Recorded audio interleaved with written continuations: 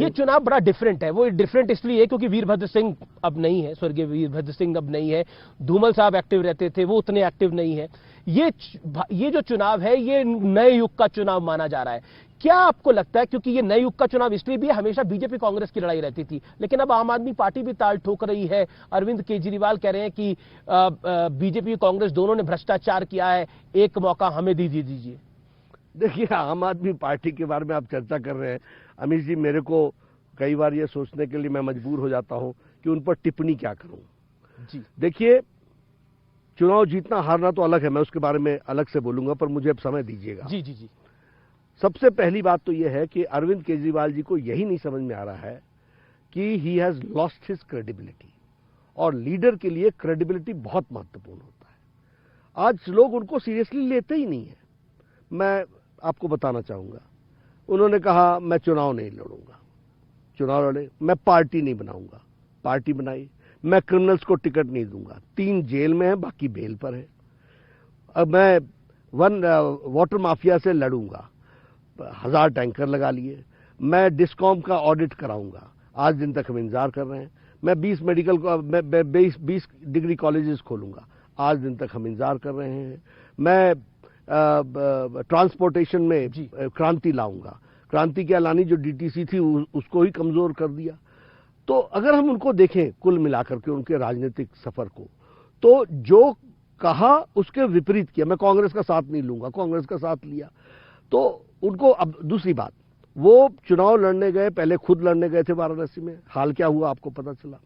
फिर वो चुनाव लड़ने गए उत्तर प्रदेश में, 350 सीटों में चुनाव लड़े, 349 सीटों में, 349 सीट्स में जमानत जब्त करा ली।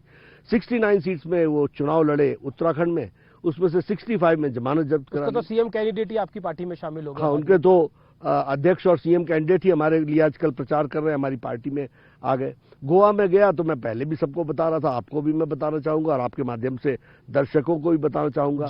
इतने बैनर पोस्टर लगे थे, इतने बैनर पोस्टर लगे थे कि मैंने कहा यार ये पार्टी तो कितनी सीटों पर लड़ रही है, बोले 40 या 49 पर लड़ रही है। मैंने कहा हाल क्या होगा, कहने लगे आगे आगे देखिए होता है क्या।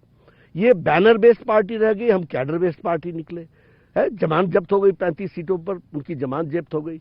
अभी वो बोलते थे कि आदमपुर में हम आज वहां का बाई इलेक्शन का रिजल्ट आया, बोले आदमपुर में हमारी एंट्री होगी, हमारी शुरुआत होगी और हम ये करेंगे और वो करेंगे, सारी बातें उन्होंने कही, बहुत बड़े दावे किए।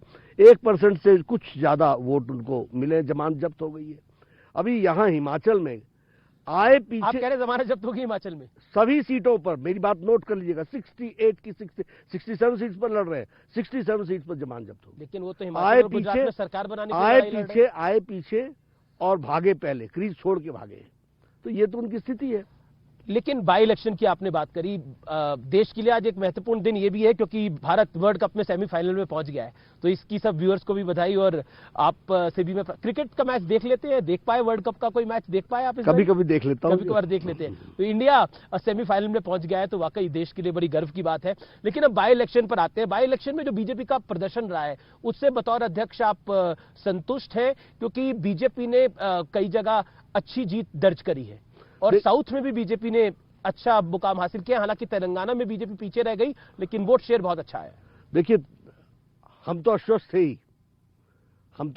ही कि हम बिहार में भी जीतेंगे, उत्तर प्रदेश में भी जीतेंगे, हरियाणा में भी जीतेंगे, और हमारा उड़ीसा में भी हम जीतेंगे, और हम तेलंगाना में भी जीतेंगे।